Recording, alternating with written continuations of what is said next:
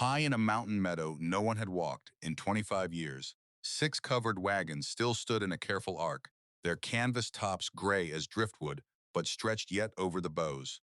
Inside them nothing had been disturbed. A quilt still folded square, a coffee pot upright on a driver's seat, a pair of small leather shoes with their laces tied in careful bows. At the meadow's edge, a young woman in a coat too large for her drew her tired mare to a halt and did not dismount, hardly breathing. She had ridden 2 days up a road the whole town swore ate its own, chasing a story they had laughed her out of the room for believing. Now she swung down and walked the silent circle, touching nothing, reading the impossible stillness the way another woman might read a grave. In the second wagon, her fingers found a knot tied in a hitch she had watched her dead father make 1,000 times. Below it, cut low into the wood, three initials and a single year waited where a knife had carved them long ago. They were her father's initials, and the year was the year she was born. The road up to Vesper Ridge had stopped being a road long before Maren Thorsen set her mare's hooves on it. 25 winters of frost and thaw had chewed the old ruts down to a rumor, a faint penning in the timber where the pines stood back, just far enough to let one horse through and no more. She climbed it in the last hour of light the way she had come to climb most things now, alone, thin through the shoulders under a coat that had been her father's, and still smelled faintly of him, of tallow and pipe's smoke, and the cold sweet dust of cut hay. The reins lay loose across her open palm. She had learned to let the mare choose. She had left the town of Sorrel Bend behind at dawn and did not expect to look on it again for the better part of a week, and there was a small hard part of her that did not much care if she looked on it ever. 3 months had passed since the fever took her father, Anders Thorsen, and took with him the lease on the creek-bottom pasture that had been the only ground Maren had ever called her own. 3 months since the note came due, and the man who held it had stood in the front room, where her father's body still lay under a sheet, and explained, in a voice smooth as churned butter, that a girl of her age carried no standing to sign a renewal. 3 months since she had packed what would fit into 2 saddlebags and led the mare out through the gate for the last time.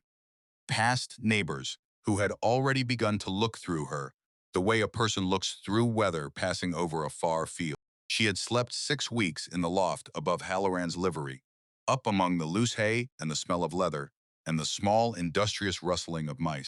She had washed dishes at the Cornerstone Hotel for her board, and had learned in the long steam of the wash basin that a person who says nothing and hears everything is rarely charged for the privilege. Listening cost her nothing. It was in that kitchen, on a wet night when the lamps guttered, and a freighter down from the eastern camps warmed his hands over the stove, that she first heard of the lost train. 6 wagons, 18 souls, up the old ridge road in the spring of '61 and never once down. The freighter laughed when he told it, the way certain men laugh at things that frighten them to push the fear back out of reach. Maren did not laugh. She stood with a plate half-dried in her hands and asked him plainly where the ridge road began. He did not answer at once. He looked at her the way men look at a woman who has asked a question they think belongs to them.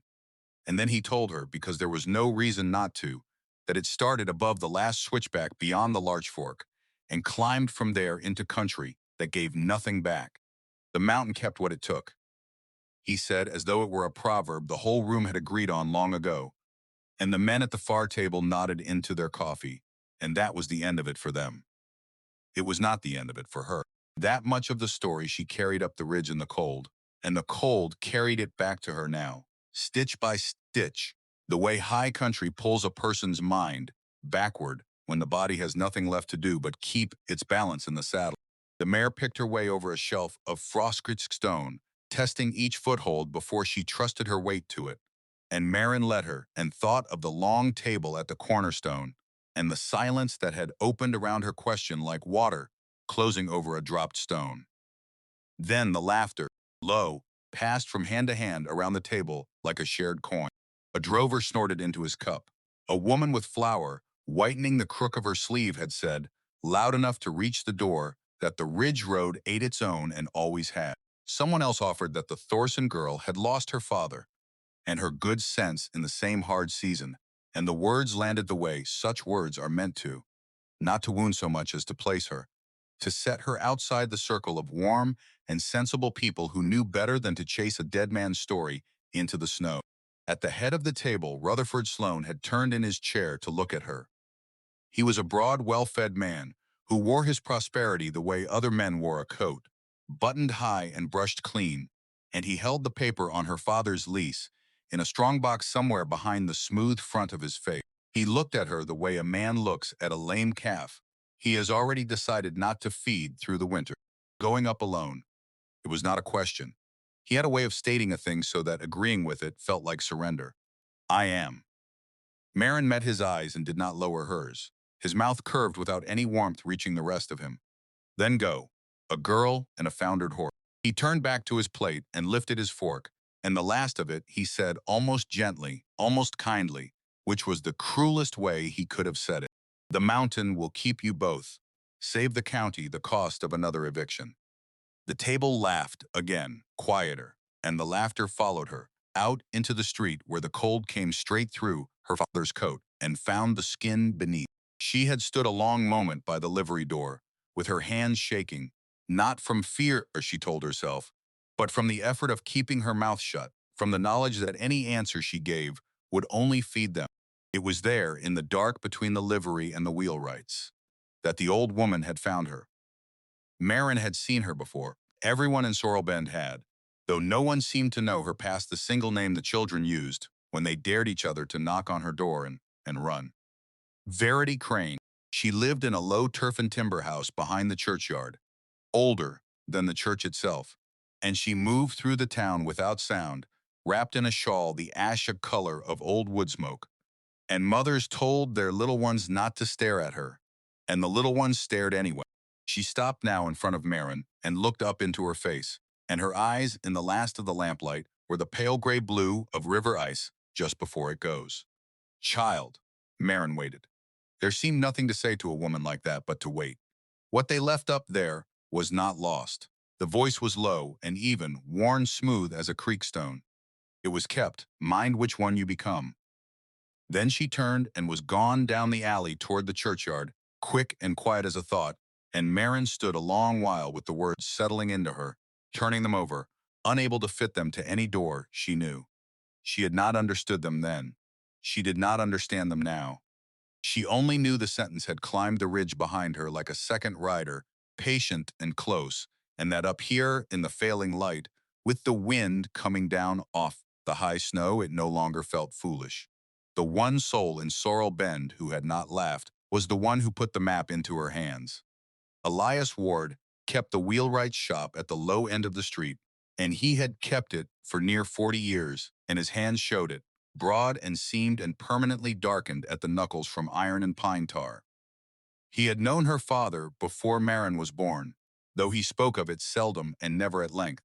When she came to his shop the morning, she meant to ride out, meaning only to buy a coil of good rope and a hoof pick.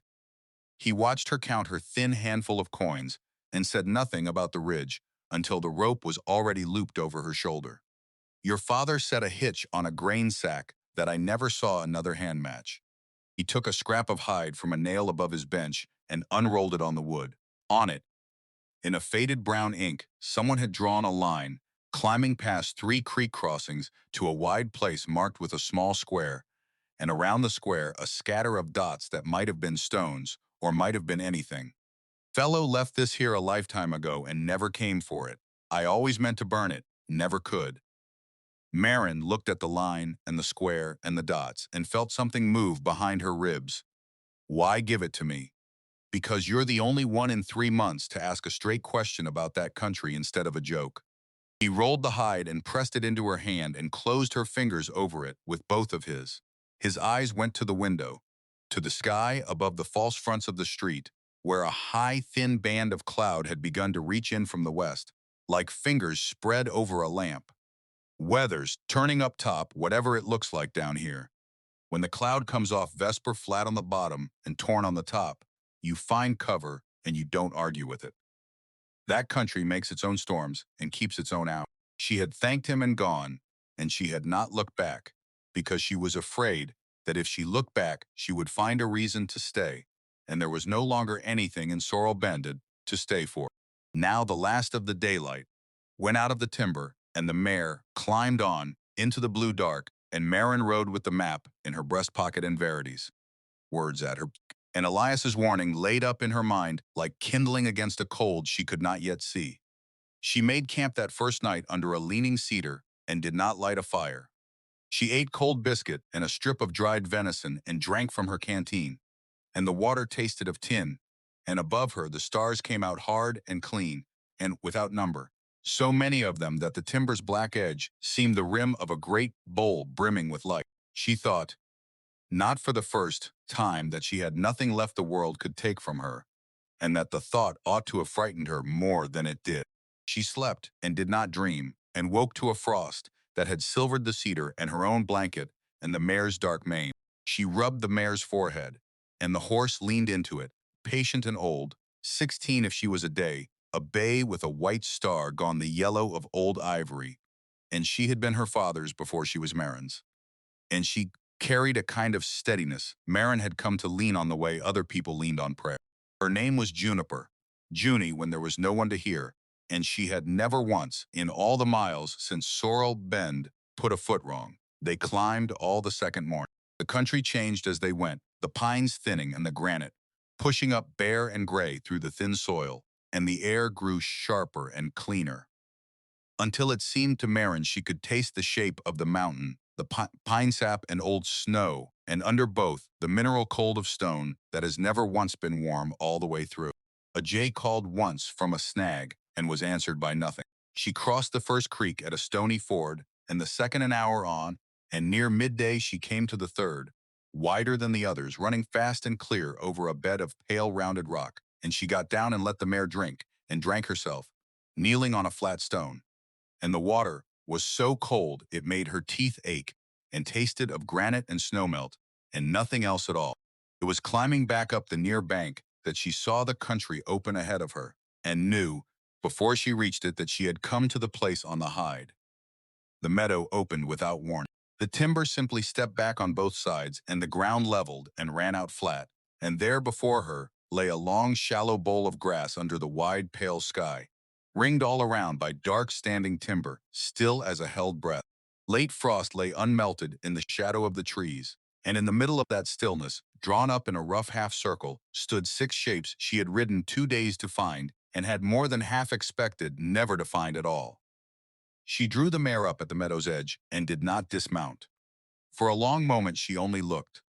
She had told herself the freighter's tail would prove a tail, that she would find splinters and rusted iron rims, and a scatter of bleached bone, the ordinary leavings of an ordinary disaster, 25 years gone. What she saw instead stopped the breath in her throat. 6 covered wagons stood in the grass, their canvas tops sagged and weathered to the gray of driftwood, but still stretched over the boughs, their tongues resting down in the sods, as though the Timtina Ini had only just been unhooked and led off to water and would be back before the light failed.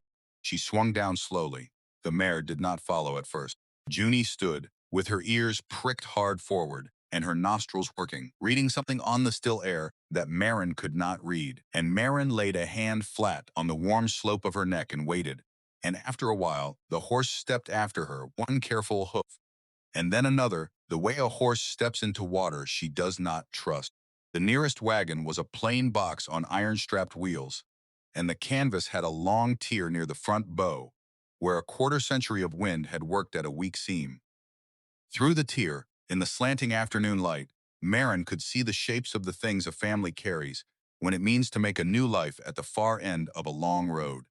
A flour barrel, a cast-iron pot lashed to a rib with a length of rope gone stiff and gray, a folded quilt, faded to the pale of dust, but still folded, still square, still stacked as though the hands that stacked it had known someone would one day need to see it done right. A child's wooden horse lay tipped on its side atop a crate, and its painted eye had long since worn away. And something in Maren's chest tightened and went very still at the sight of it, the way a room goes still when a clock that has ticked all your life stops. She did not touch anything. She walked the circle, instead slow, her boots hushing through the frost-stiffened grass, and every wagon told her the same impossible thing. Ropes still knotted, boxes still packed, a tin coffee pot set upright on a driver's seat, as though someone had put it there to keep it from tipping, and had turned away for the space of a breath and simply never turned back. In one bed, a pair of small leather shoes stood side by side, their laces tied in careful bows, waiting for feet that had grown or gone. In another, an open book lay face down on a folded shawl, its pages yellowed but uncurled, sheltered from 25 mountain winters by nothing but canvas and grace, no bones, no blood, no mark of struggle anywhere in that meadow, no scatter, no ruin, no sign of any human thing at all, except the wagons and what they held. As though the 18 souls the freighter had named had stepped out of the grass together between one breath and the next, and walked off into the trees and simply not come back. Maren sat down in the grass. Her knees would not hold her. The mare came and stood over her and lowered her long head, and Maren put her forehead against the warm bone of the horse's jaw and stayed there while her heart slowed. And the meadow held its silence around them both. What manner of disaster leaves the pots still hanging and the quilts still folded? What manner of people walk away from everything they own in the world and never once return to claim it? And why, of all the living souls in Sorrel Bend, should this meadow have kept its long faith through 25 silent winters, only to open at last for a disowned girl with nothing left to lose? She did not have the answers. She had, for the first time in 3 months, the feeling that the questions were meant for her. She made her camp that evening at the outer edge of the half-circle, where the grass grew richest, and the ground sloped just enough to shed water. And she picketed the mare there, and pulled the saddle and set it upright against a wheel. And Junie shook herself from ears to tail, and dropped her head to graze as though there were nothing strange in the world at all. Maren unrolled her blanket in the lee of the first wagon, close enough to lay her palm against the spoked wheel. Without rising, she did not build a fire. She was not ready yet to bring flame into that circle, though she could not have said why. She ate what was left of the biscuit and watched the light drain out of the sky by slow degrees, gray to violet, to a deep and holding blue. And when the first star came, the wagons beneath it looked less abandoned than asleep. She had expected the place to feel haunted. It did not. It felt held. It felt the way her father's front room had felt in the hour after he died. And before the neighbors came, when the clock on the mantel had gone on ticking, and the world had gone on being the world, indifferent and gentle at once, she lay on her back with her hat over her eyes and listened to the meadow's night sounds, the mare cropping grass, an owl somewhere back in the timber, going about its patient work, a single stone shifting in the creek at the meadow's western edge, the small ticks and settlings of old wood, giving back the day's thin warmth to the dark. She woke once before dawn to a low creak from the wagon nearest her, as though a body had shifted its weight inside. She lay still with her eyes open and her hand on the knife at her belt, and the sound did not come again. And after a while, the mare blew softly through her nose, the easy, comfortable sound of a horse that senses nothing wrong. And Maren let her hand ease off the knife and slept again until the sky above the eastern ridge began to pale. Dawn came slowly to the high country. The stars faded one by one, and the timber turned from black to the deep green of held water, and a thin milk-colored light filled the bowl of the meadow before the sun itself cleared the ridge. The six canvas tops were pearled with dew, and the resting tongues had gone dark with it. Maren sat up, her back aching from the cold ground, her breath a small white cloud before her face, and she folded her blanket and walked once around the circle in the new light to see it all again and know she had not dreamed it. Everything was as it had been. The coffee pot, the tied shoes, the book face down on the shawl. She stopped at the second wagon, smaller than the first, its box narrower and its bows drawn tighter. And she set her hand flat on the cold damp wood of the wheel and felt the grain of it under her palm, older than she was. And something drew her to fold back the corner of the canvas where a leather thong had been looped through a brass grommet and tied off. The knot stopped her hand. It was a hitch she knew. A hitch she had watched 100 times, 1,000, made fast over grain sacks and feed, and the tailgate of a hay wagon by hands she would have known in the dark. The same hitch Elias Ward had named in his shop as her father's own, the one he said he'd never seen another hand match. Maren crouched there in the wet grass with her fingers on the knot and did not move for a long moment. And then, slowly, she worked it loose, and it came apart under her fingers, the way it had always come apart under her father's, smooth without a snag, as though it had been waiting a quarter of a century to be untied by someone who understood it. Inside, the light was the color of weak tea. A bedroll lay along one side, still rolled and tied. A carpet bag sat at its foot, and folded once atop the bag was a man's shirt of undyed linen, the collar frayed soft, the cuffs mended in small, even stitches by a patient hand. She did not lift it. She let her eyes travel slowly over what the wagon held. A whetstone resting in a shallow wooden dish, a coil of new hemp rope gone gray, a candle burned down to a thumb's length in a tin holder, and hung from a hook driven into the second bow, a man's felt hat, black once, faded now to the color of wood smoke, with a narrow band of braided horsehair around the crown. She was turning to climb back down when she saw the mark. It was cut into the inner face of the sideboard, low, no higher than her knee, where she crouched, in the place where a man sitting on the seat with his back against the board might rest and, idle, take out his knife. Someone had scratched it there with a blade point, patient and small and deep. A cross, beside the cross 3 letters, and below the letters a number. Maren went very still. She read the letters once, and then again to be certain the dawnlight was not deceiving her, and then she read the number below them, and the breath went out of her softly. All at once, the way a horse blows out at the top of a long climb. The 3 letters were her father's initials, cut plain and sure into the wood, and the number beneath them was 1861.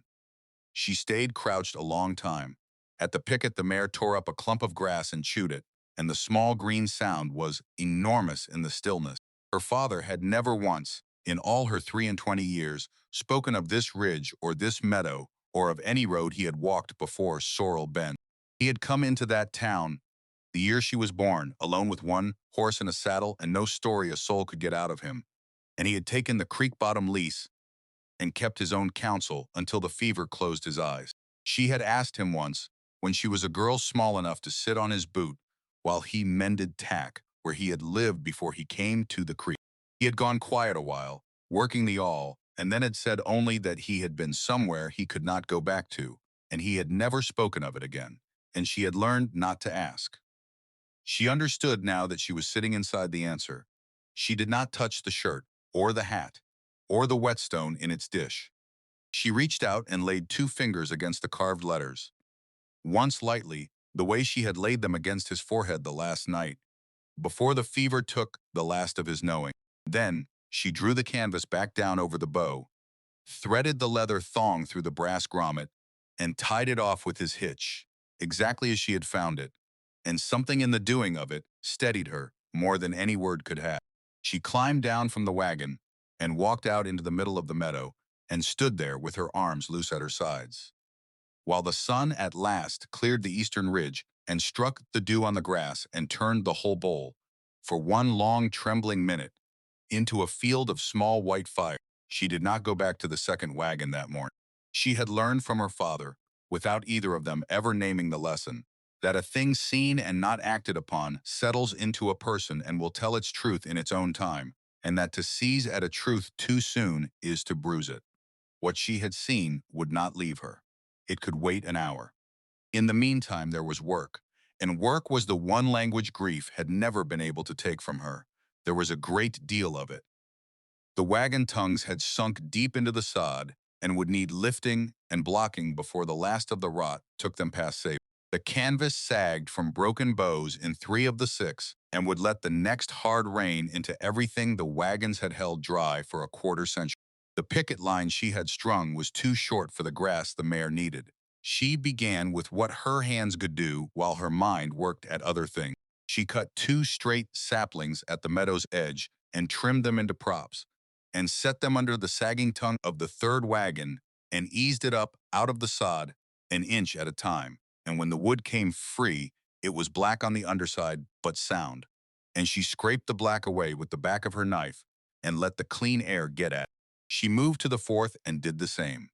The mare watched her from the picket, And each time Maren paused to straighten her aching back, the horse's ears came forward as though she were being spoken to.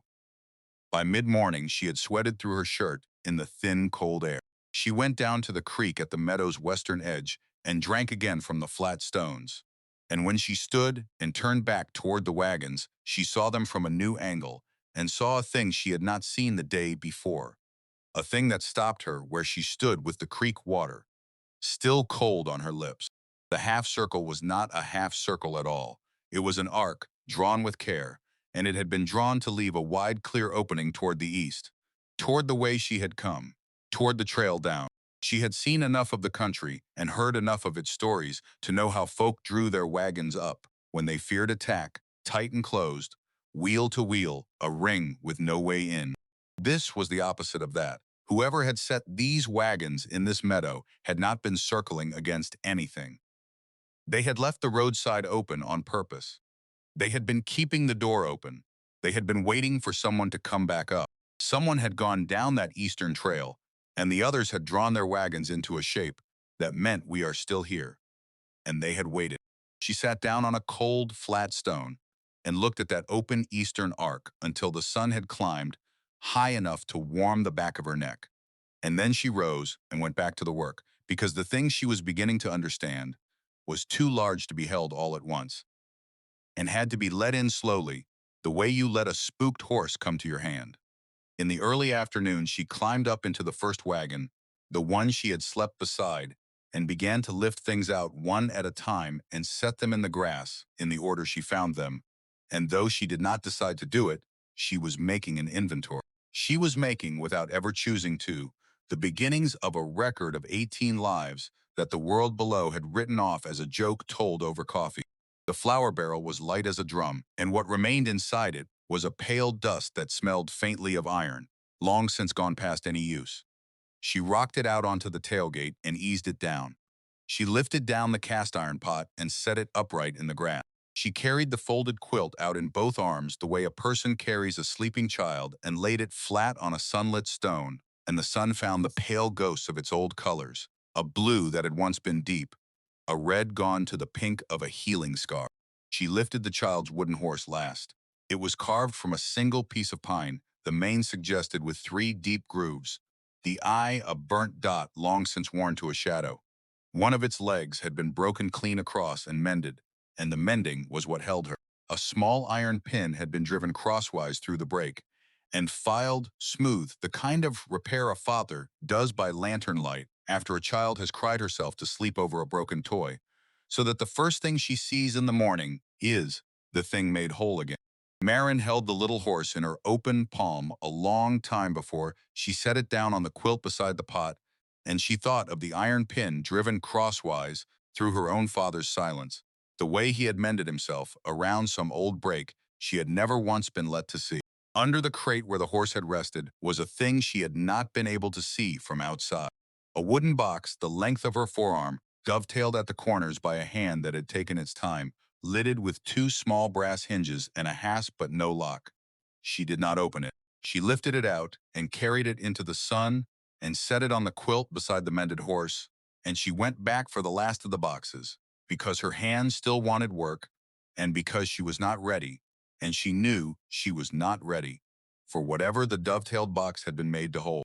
By the time the sun stood over the western timber, she had emptied 2 wagons entirely and stacked their contents in orderly rows in the grass. And her back ached in the clean, good way it had ached at the end of the haydays on the creek bottom, a hurt that meant something had been done. She had moved the mare's picket twice as the grass gave out, and each time she had gone over and rubbed the white star on the horse's forehead and murmured to her, and the sound of her own voice in that silence had strange and steadying at once. The sun dropped behind the ridge, and the meadow cooled and went the color of pewter, and Maren sat down on the tailgate of the first wagon at last, with the dovetailed box on her knees, and looked at it without opening it. She sat with it a long while before she lifted the hasp.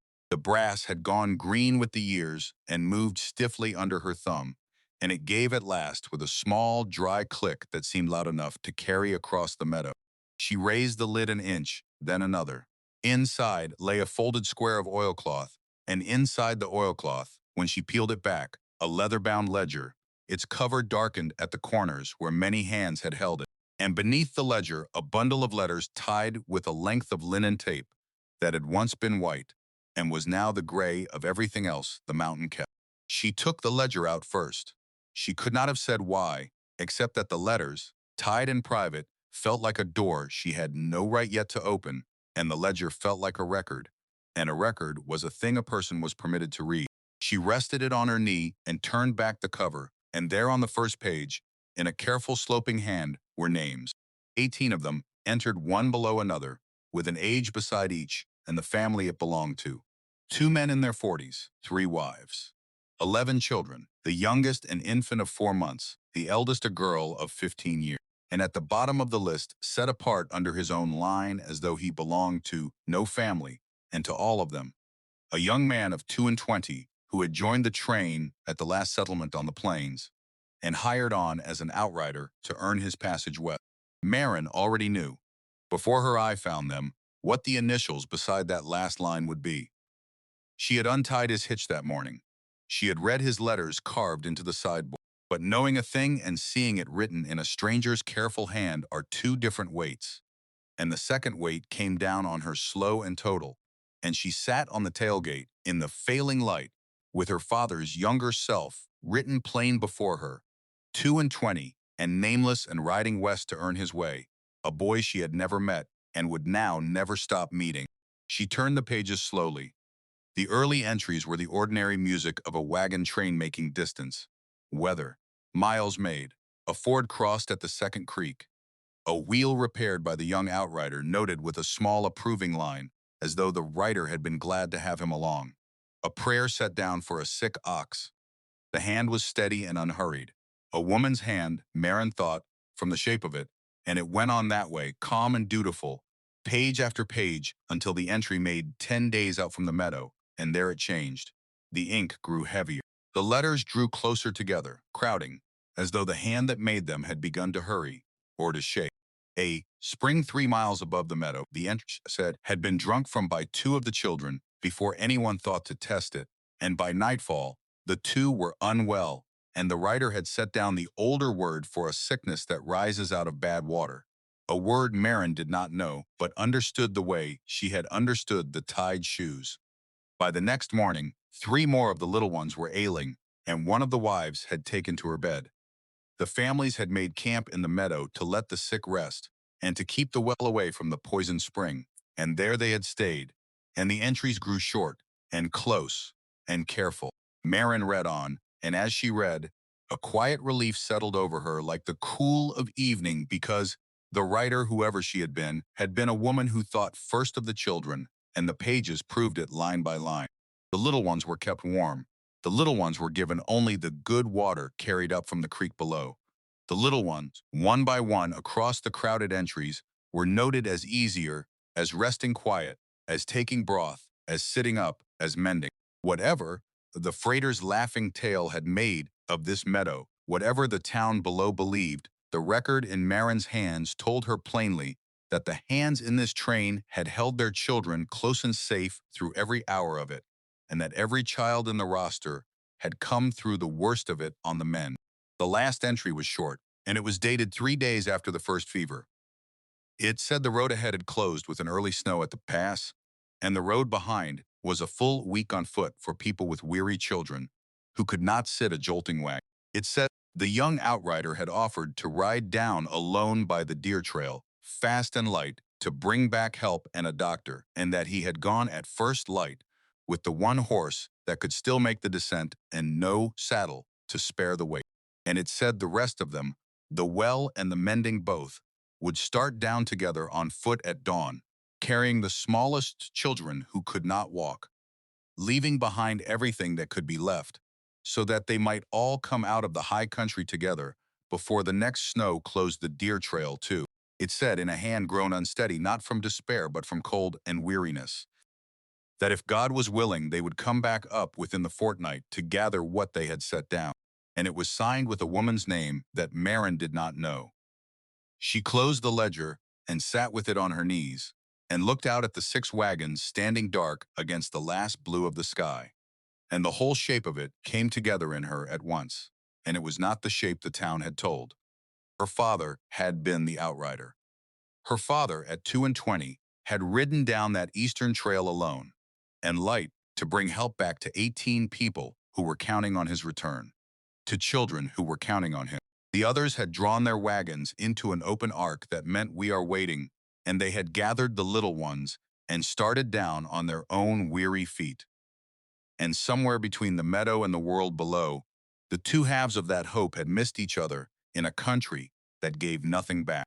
She did not yet know whether the families had reached the valley safe or lost the trail in the snow.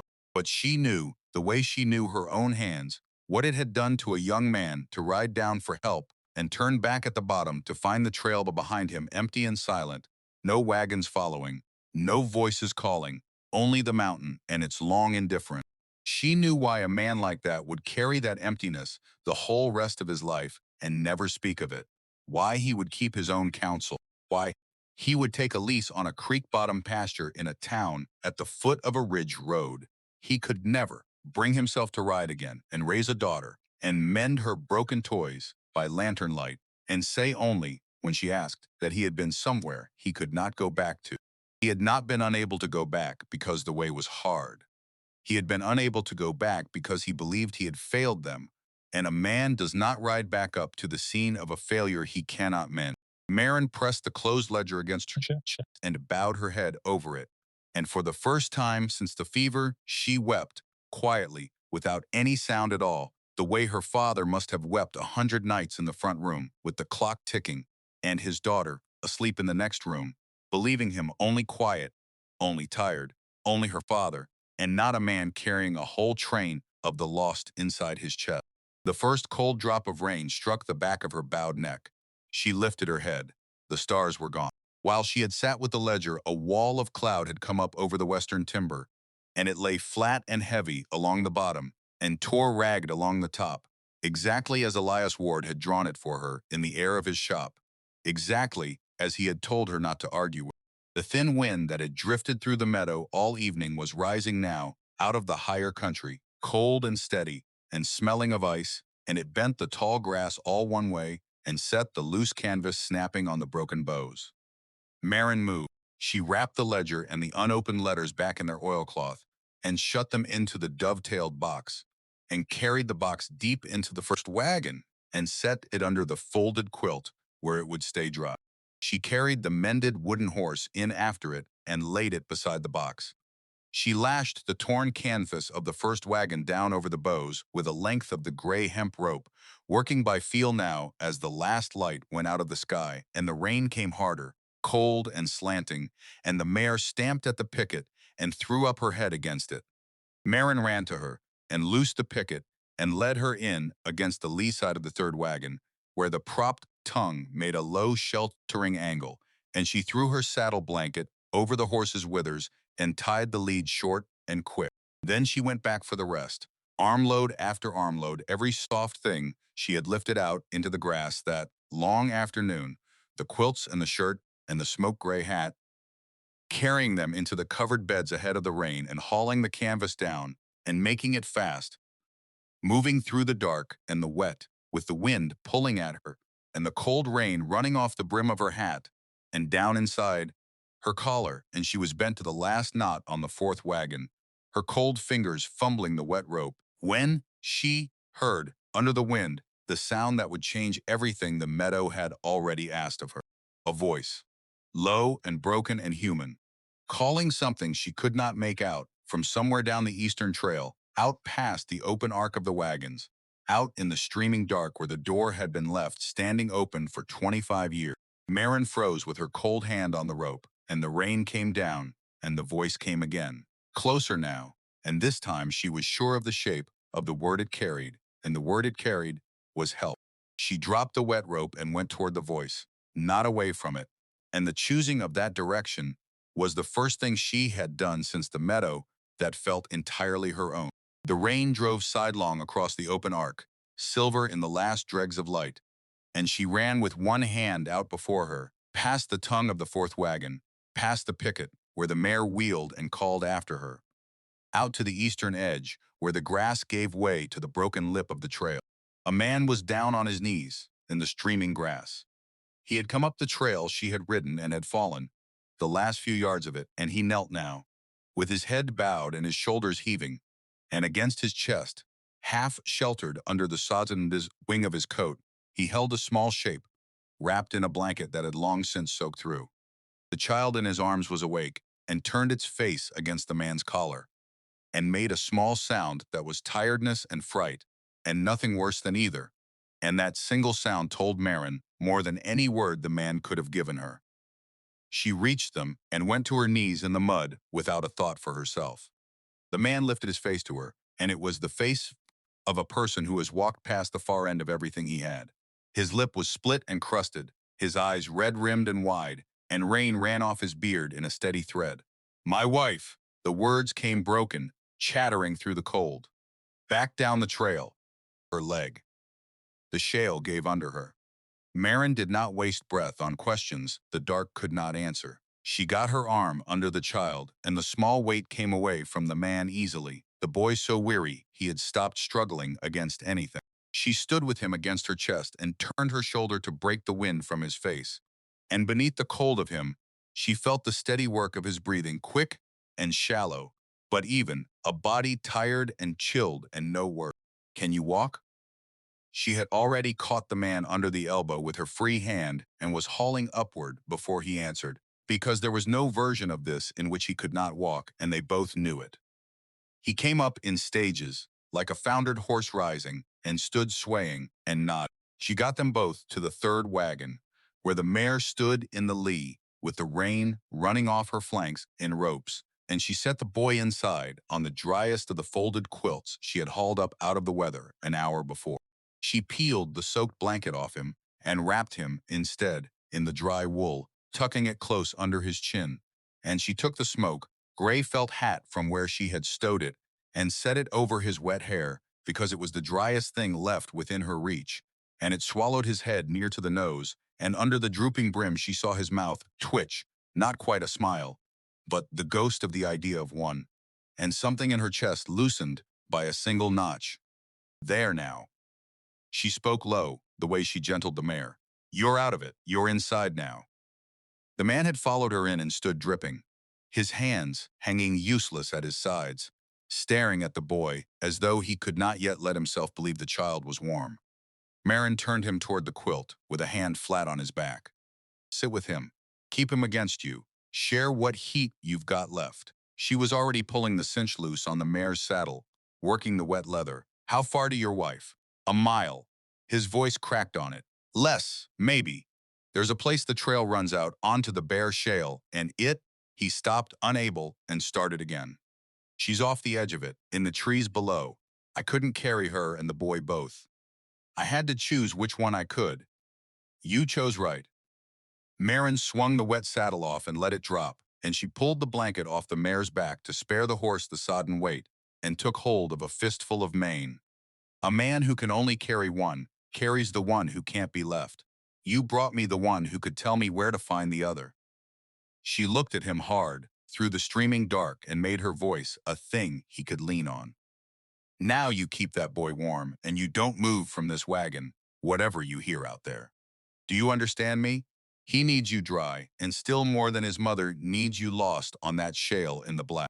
The man's face broke, and he pressed the heel of his hand to his mouth, and he nodded, and he climbed up into the wagon bed and gathered the boy against him, and the boy burrowed into him, and the two of them together made a shape Maren recognized from the ledger, from the arc of the wagons, from every quiet thing this meadow had been trying to tell her since she rode into it.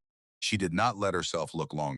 She swung up onto the bare wet back of the mare, with the lead rope wound once around her fist, and she pointed the horse's nose down the eastern trail into the dark and the rain.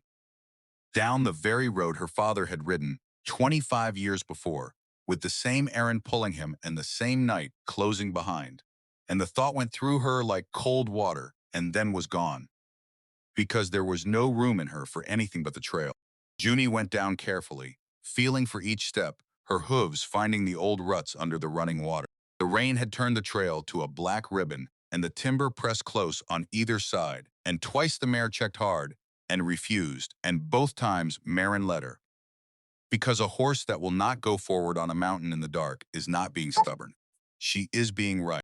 Where the mare refused, Maren found the trail had dropped away into a wash, and she turned the horse and picked a longer way around, and lost minutes she could not spare, and told herself the woman had lasted this long and would last a little longer, and did not let herself believe otherwise. She smelled the shale before she saw it, a mineral flatness in the wet air where the timber thinned.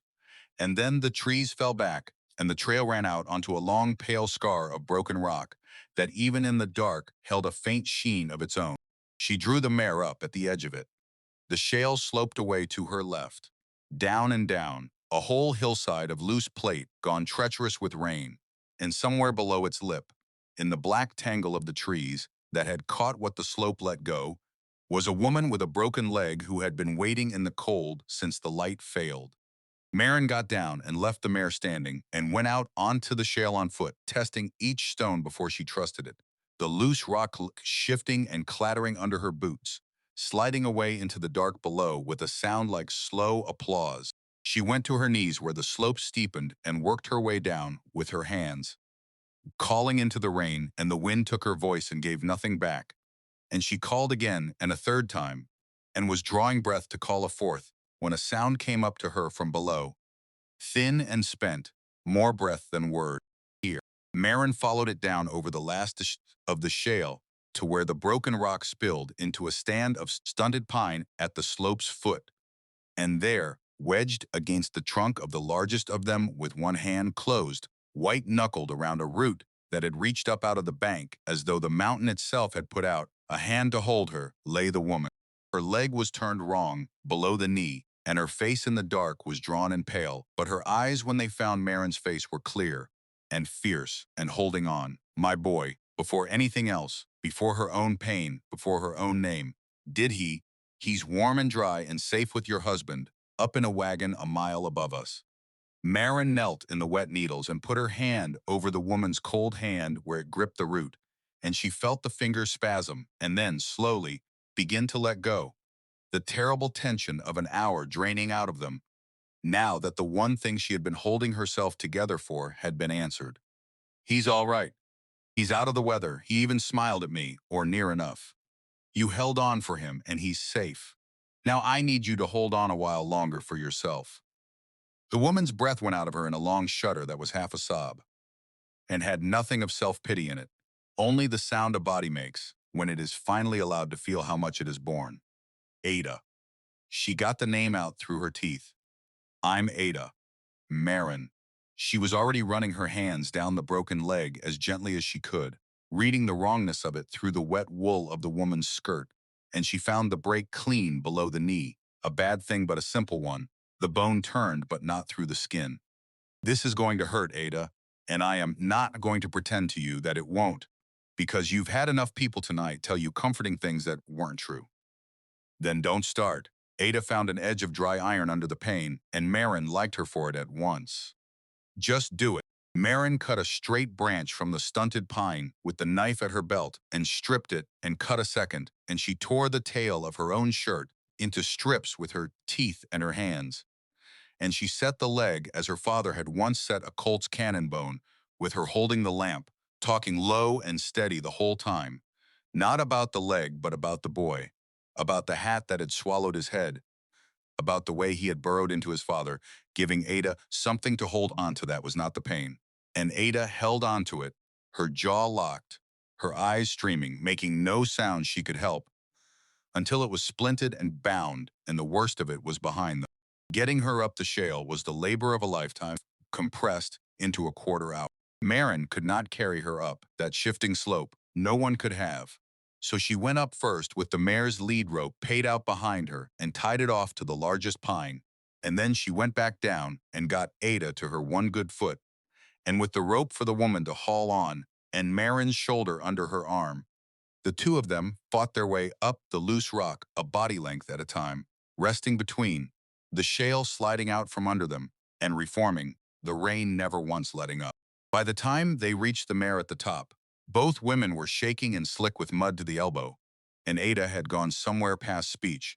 But she was up, and she was breathing, and when Maren boosted her belly down across the mare's withers and then eased her upright to sit, Ada's hand closed in the wet mane with a grip that said she meant to stay in the world. They came up the trail, slower than Maren had gone down it, the mare bearing the extra weight, with her ears flat against the rein and her head low. And Maren walked at her shoulder with a hand on the rope and a hand on Ada's knee to steady her. And neither woman spoke, because there was nothing left in either of them for speaking, only the going. The meadow opened above them at last.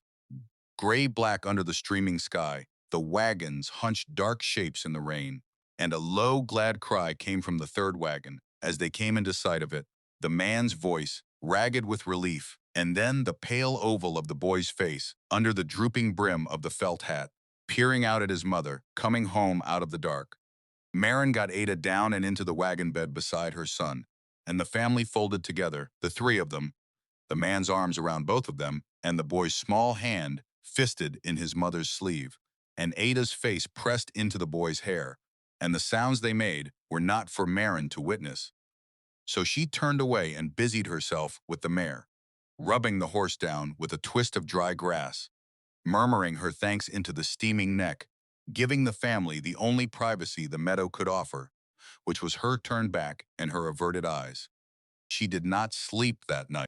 She built the meadow's first fire in 25 years, small and sheltered under the overhang of the third wagon's tailgate, where the wind could not reach it and the rain could not drown it, feeding it slow with the driest splinters she could find, and she boiled water in the tin coffee pot that had stood on the driver's seat since before she was born, and she warmed a strip of the softened venison in it and fed it to the boy a little at a time until the chill left him and his color came back, and he slept at last against his mother with the hat still on his head. She looked at the leg by firelight and rebound it properly, splinting it a second time with two lengths of the gray hemp rope and two pieces of a broken bow, and Ada watched her work with a steadiness that had cost her something to find. You do that like you've done it before. Ada kept her voice low, so as not to wake the boy. My father set bone. I held the lamp. Maren tied off the last binding and sat back on her heels. He said a splint that hurts is a splint that's holding. I'm sorry to say yours is holding very well. The man had gone quiet across the fire, and now he spoke into it without looking up, and his voice had steadied into something Maren could hear the man he was underneath the terror of the night. Caleb Merrick, that's my wife you up a mile of black shale, and that's my son you put your own hat on. He lifted his eyes to Hare, and they were wet, and not only from the rain. We came up from the South Fork settlement, looking for a shorter way over to the Kettle Valley side. A man in the low country told me this old road cut half a week off the path. Told me it was rough but sound. Maren's hands went still on the coffee pot. A man in the low country told you the ridge road was sound. Big fellow, well-dressed for that kind of talk. Said folks avoided it out of an old superstition and no more than that. Caleb's brow drew down at whatever he saw in her face. You know him? I might. She set the pot on the coals with more care than it needed. A cold thing had come into her that had nothing to do with the weather, a small, hard suspicion turning over in the dark of her mind, taking a shape she did not yet like. A man in the low country, well-dressed, sending strangers up a road the whole of Sorrel Bend swore ate its own. Sending a family up a road he had sent her up not 4 days past with the same easy contempt, the mountain will keep you both. She did not name the man to Caleb Merrick. She had no proof, and the night had asked enough of all of them, without her handing a frightened father a suspicion he could do nothing with. But she filed it away, whole and cold, next to the ledger and the carved letters and the open eastern arc, and she felt the thing she had ridden up here to uncover quietly change its shape, from a grief a quarter-century old, into something that had a living hand in it still. The storm broke before dawn, the way mountain storms do, all at once and completely, the cloud tearing open in the east, and the rain stopping between one breath and the next, and the sudden silence woke Maren where she sat by the coal. The timber steamed. The meadow lay drowned and glittering, every blade of grass strung with water, and the 6 wagons stood streaked and dark and dripping, and the mare at the picket had her head down and her flanks quiet at last. The boy slept on, warm and easy. Ada had fallen into the gray, shallow sleep of the injured, and Caleb sat propped against the wagon side with his son's weight against his arm, gone slack at last into his own exhaustion, and Maren let them all sleep and went out alone into the wet dawn to see what the storm had done. The propped tongues had held. The lashings she had fought into place had held. The first wagon, where the dovetailed box lay dry under the quilt, had shed the rain clean. Only at the fifth wagon, the one she had not reached before the weather came, had the storm found its way in. The old canvas split along a rotten seam and folded back, and the rain had gotten at what was inside. Maren climbed up to see what had been lost, expecting spoiled flour, ruined cloth, the small, sad damage of one more thing the mountain had been allowed to take. What she found instead, laid bare where the driving rain had washed a quarter-century of dust off it and shifted a fallen crate aside, was a second box. It was not dovetailed and fine like the one in the first wagon. It was a plain tin document box, the kind a man might buy for $1 to keep his papers from the damp. Its lid rusted but sound, and it had been wedged down low against the sideboard under a false floor of loose planking that the shifting crate had knocked askew. Someone had hidden it. Someone had gone to trouble that it not be found by a casual hand. Maren knelt in the wet wagon bed and worked the lid up, and the rust shrieked and gave, and inside, dry beneath a wrapping of waxed paper, lay a sheaf of documents in a hand she was coming to know. The same careful sloping hand that had kept the ledger. She lifted the topmost page into the gray light and read it, and the cold that had been sitting in her, since Caleb Merrick spoke of the man in the low country, spread up through her chest and closed around her heart. It was a land claim, filed and witnessed and stamped, for the whole of the high meadow and the water that fed it, entered in the names of the two families of the train, dated in the spring of 1861, a full and legal claim to the very ground she was kneeling on, made by the very people the town below had spent 25 years calling lost. And beneath it, page under page, were the papers that made it real. The filing receipt from the Territorial Land Office, the survey lines, drawn in the same brown ink as Elias Ward's scrap of hide, a letter of intent to establish a stock ranch on the Kettle Meadow water. These people had not been drifting through. They had been coming home. They had filed on this ground and gone east to gather the last of their kin and their goods, and they had been bringing the whole of two families up to a place that was already, in the eyes of the law, theirs. Maren sat back on her heels in the wet and understood all at once why a well-dressed man in the low country might send stranger after stranger up a road that killed its reputation. Not from carelessness, not from cruelty for its own sake. A meadow with a standing claim on it could not be sold. A meadow whose claimants had vanished, whose heirs had never come forward, whose very existence had curdled into a ghost story told over coffee, was a meadow a patient man might one day file on as abandoned, empty ground, unowned and unwanted, and sell to whoever was buying. Someone, she was beginning to see, was buying. Someone with money enough to want half a mountain and the low cunning to make sure no living soul climbed up here to find the papers that would stop him. She did not know yet how the claim had failed, why in 25 years no clerk had ever settled it, why the family's own kin had never pressed it. But she knew, holding those pages in her two hands with the dawn steaming up off the drowned meadow, that she was holding the thing that turned a grief into a crime, and that the crime was not finished, and that she had ridden up into the middle of it, carrying nothing but a dead man's hitch and a stranger's warning about the weather. She wrapped the claim and its papers back in their waxed paper and carried the tin box to the first wagon and set it beside the dovetailed one under the quilt, the two of them together. Now the record of who these people were and the proof of what was there. Then she went back to the fire and built it up, because the family would wake cold and hungry, and because her hands needed something ordinary to do, while her mind worked at the enormity of it. Ada woke first, and Maren fed her broth, and the boy woke to the smell of it and sat up in the swallowing hat and looked around at the meadow with the frank, unguarded curiosity of the very young, the fright of the night already loosening its hold on him the way it does with children, who are built to let go of fear faster than the grown. And he asked, in a small, clear voice, whether the wagons had horses and whether he could see them.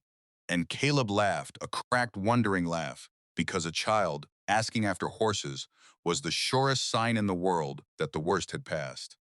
His name's Toby. Ada watched her son, and there was a whole life's worth of held breath letting go in the two words.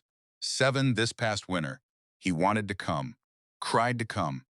I told Caleb the road looked too rough for a boy, and Caleb told me a man in the low country swore it was sound, and her voice caught, and she pressed it flat. I let a stranger's word weigh more than my own eyes. I'll not do that again. You weren't wrong to be careful, and you weren't foolish to be fooled. Maren cooked by her with the broth. The one who ought to carry the shame of last night is the one who sent you up here knowing better, not the mother who splinted her own doubt and rode on because her husband had been given a promise. You held your boy through a hard night, and you asked after him before you asked after yourself. There is nothing in you that needs forgiving. Ada looked at her a long moment, and something passed between the two women that did not need words. The recognition of one who has carried weight by another who has carried it, and then she looked away toward the wagons and asked the question Maren had been waiting for. Whose are they? All of this. Somebody packed these. Somebody folded that quilt. Her eyes had found the small tied shoes in the nearest bed, and her hand had gone, without her seeming to know it, to her son's back. Somebody had children up here, so Perrin told her. Not all of it, not the carved letters or the outrider who had been her father. That was hers and not yet ready to be spoken aloud to anyone. But she told Ada of the ledger, of the 18 names, of the poisoned spring and the fever. And she told her, watching the mother's face, how the record had shown the children kept warm and given only the good water, and set gently on the mend, how the families had gathered the little ones up and started down the deer trail together on foot before the next snow, meaning to come back for everything they had set down. They got the children out, Ada said, needing to say it, to set it down as true. They took them down together, walking, in fair weather, ahead of the snow. Every child in that book was mending before they ever set foot to the trail. Maren gave her that, whole and clean, because it was what the ledger said, and because a woman with her own child beside her had earned it. Whatever the town below made of this place, it was never a place where children came to harm. These were people who carried their young ones down a mountain rather than risk a bad road with them. You'd have done the same. You did do the same last night in the other direction. The morning strengthened. The sun cleared the ridge and struck the drowned meadow, and the grass began to give up its water in a low silver steam. And Toby, wrapped to the chin and forbidden by his mother to set foot to the wet ground, sat in the wagon bed and directed Maren with great seriousness in the proper feeding of the fire. And Maren obeyed his instructions gravely, and the boy was delighted. And Caleb went off with Maren's hatchet to cut poles, because a woman with a broken leg was not walking down off this ridge, and they all knew it, and a way would have to be built to carry her. They spent that day and the next in the meadow, because Ada could not be moved until a way to move her had been built, and because the mare needed rest before she bore a burden down that trail, and because, though none of them said it, the meadow had begun to work on all of them, the strange held peace of the place seeping into even the frightened father and the aching mother, so that the days took on the quality of a reprieve none of them had asked for, and none of them could quite bear to hurry. Caleb proved a fair hand with wood once his hands stopped shaking, and he and Maren fashioned a travois from the slats of the storm-opened fifth wagon, lashing them into a long triangular drag the mare could pull with Ada bedded on it, padded with the quilts, her splinted leg braced straight. Toby, whose only hurt had been the cold and the fright, both of which a day of broth and fire had mended, followed Maren everywhere on two sound legs, into the wagons, along the creek, out to the picket to make grave introductions to the mare. And Maren, who had not spoken more than a needful word to another soul in 3 months, found herself answering a 7-year-old's endless questions about horses and knots and the names of birds, and found that it did not tire her the way she would have thought. It was Toby who found the last thing the meadow had to give up, and he found it the way children find things, by getting into a place no grown person would have bothered to look. On the second afternoon, while Maren mended a broken singletree and Caleb rested his blistered hands, the boy climbed up into the second wagon, drawn by the smoke-gray hat's twin, still hanging from its hook, and he wormed himself down into the narrow space behind the seat where a child could fit and a grown woman could not. And he came out again with dust on his nose and a flat packet in his hand, and he carried it to Maren with the offhand triumph of the young. There was a hidey hole under the board. He held it out.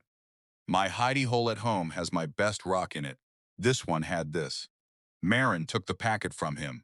It was oilcloth like the ledger's wrapping, tied with the same gray tape, and it was thin.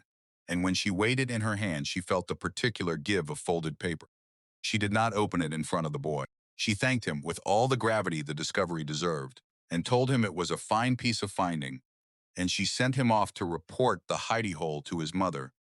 And when he had gone, she sat down on the tailgate with the packet in her lap and her heart going hard, because she knew, without knowing how she knew, that this was the thing the second wagon had been keeping for her all along. The reason the hitch had been her father's, the reason the letters cut into the sideboard had been his to cut. She untied the tape. Inside were letters, and they were in her father's hand. She knew his hand the way she knew his hitch. She had watched it write out feed accounts and mark the lease, and once a year on the day set down her mother's name on a scrap he kept in his Bible and thought Maren had never seen. Here was that same hand, younger, the letters standing straighter, less worn, but unmistakably his, and the topmost letter was not addressed to anyone. It began without greeting, the way a person writes when the words will not stay inside any longer, and there is no one left to hear them.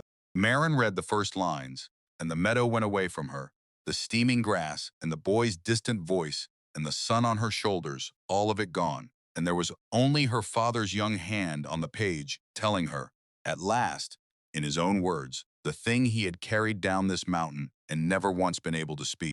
He had ridden down for help. That much she had already pieced together.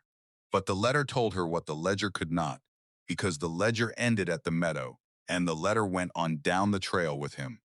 He had reached the low country on a foundered horse, a day and a half later. He had gone to the settlement and to the land office, both. He had told them there were families in the high meadow with sick among them, and children, and he had begged Beglub for a wagon and a doctor and men to help bring them down, and he had been turned away. Not from cruelty, from doubt.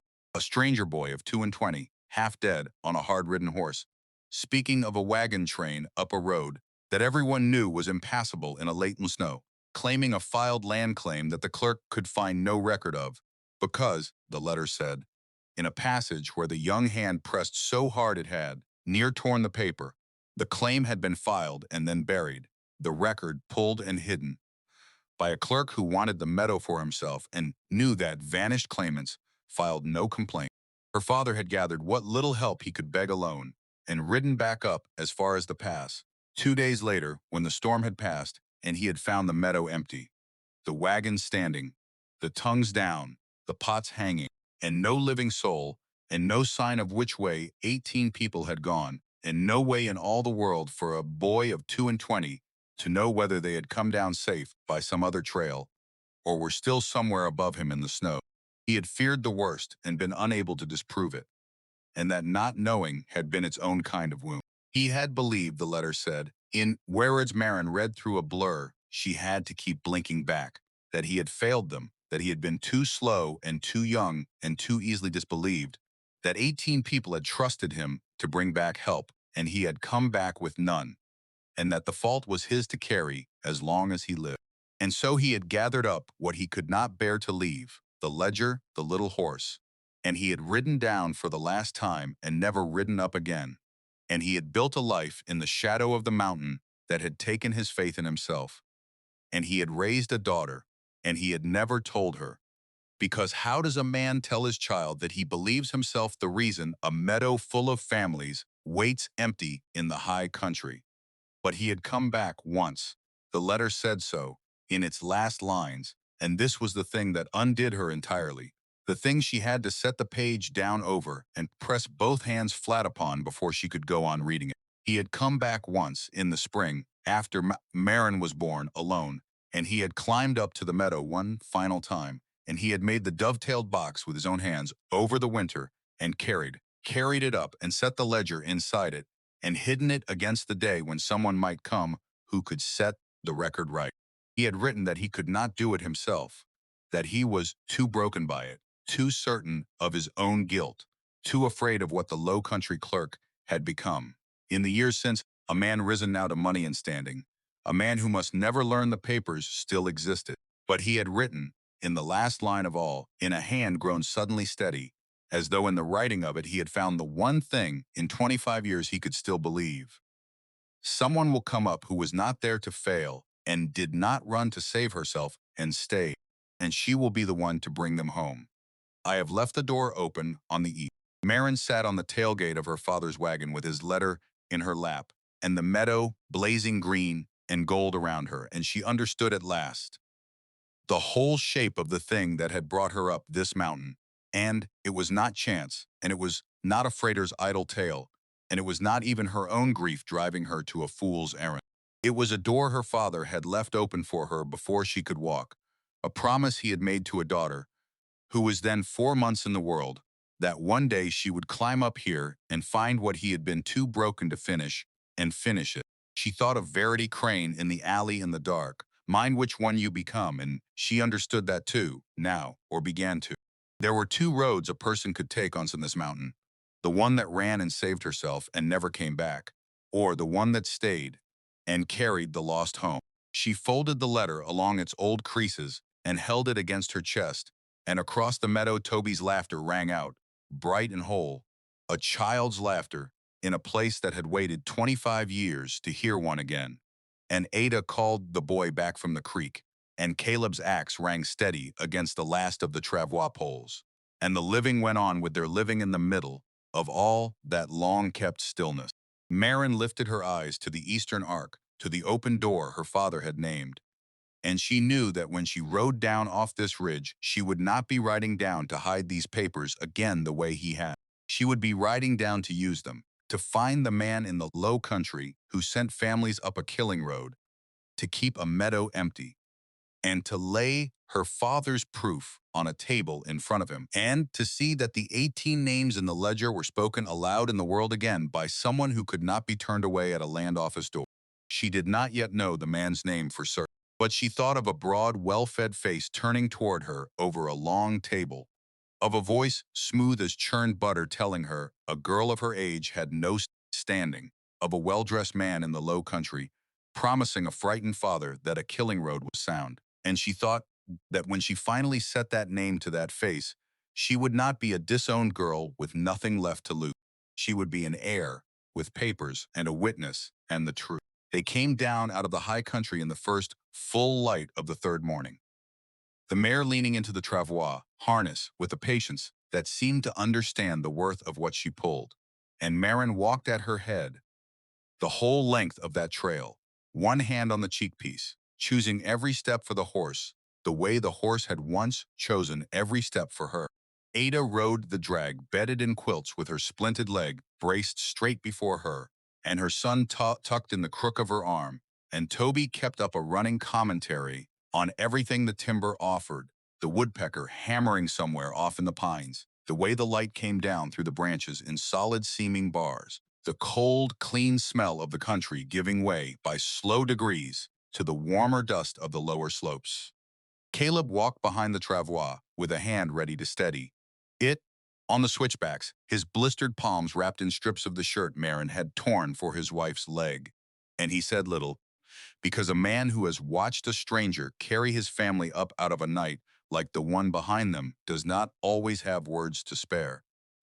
But twice on that long descent he came up level with Maren at the mare's head, and walked beside her a while in silence, and the silence said what he could not. The shale slope in daylight was a worse thing than it had been in the dark, and Maren was glad the night had spared them all a clear look at it while they were on it. The whole hillside of loose gray plate lay canted at an angle that made the stomach drop to see, scarred with the fresh track of the slide that had taken Ada down, and Maren unhitched the travois at the top of it and led the mare across alone with Ada aboard. a single careful step at a time over the shifting rock, then went back for the drag and hauled it across empty and re-hitched it below. And the whole crossing cost them the better part of an hour and left her shirt stuck to her back despite the mountain chill. Toby she carried across herself, the boy's arms locked trusting around her neck, and she set him down on the solid trail beyond and told him he had crossed a dragon's back and lived, and he considered this with great seriousness and decided it was true. Below the shale, the trail gentled, the timber opening into the mixed slope of pine and aspen that meant the low country was near. And by the time the sun stood at noon, they had come down onto the last long grade above the Larch Fork, where the old ridge road rejoined the wagon track that ran on down to Sorrel Bend. Maren stopped them there to rest the mare and let Ada's leg ease, and she walked a little apart and looked down the wagon track toward the town she had ridden out of a week before, and she was not the same person who had ridden out. She had gone up a disowned girl chasing a ghost story to have somewhere to point her grief. She was coming down an air, with proof lashed behind the mare's saddle. Proof that would either right a 25-year wrong or get her turned away from another land office door, the way her father had been turned away from the first. That was the fear that walked down the mountain with her, and it was a reasonable fear, because she had read in her father's own young hand exactly how a boy with the truth on his side had been sent away into the snow by a clerk who wanted what the truth would cost him. What she knew was that she meant to walk into Sorrel Bend in daylight, in front of witnesses, with a family she had carried down off the mountain to speak for her, and lay, the whole of it open, where a smooth voice could not simply make it disappear over a cup of coffee. A thing done in the dark could be undone in the dark. A thing done in the open street, in front of the whole town, was harder to bury. They came into Sorrel Bend in the middle of the afternoon. The town saw them before they reached the first buildings, because a woman leading a laden mare down the wagon track, with a travois behind and a family aboard it, is a thing that draws eyes. And the eyes came out onto porches and into doorways and stood in the dust of the street to watch them pass. The drover who had snorted into his coffee was there.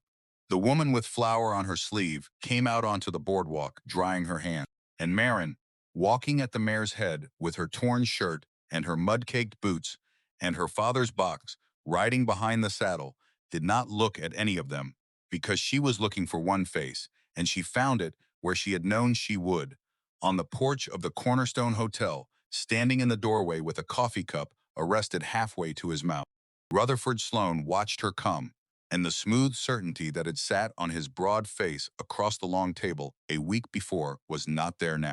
Something else had come into it, something that moved behind his eyes and was gone before it could be named.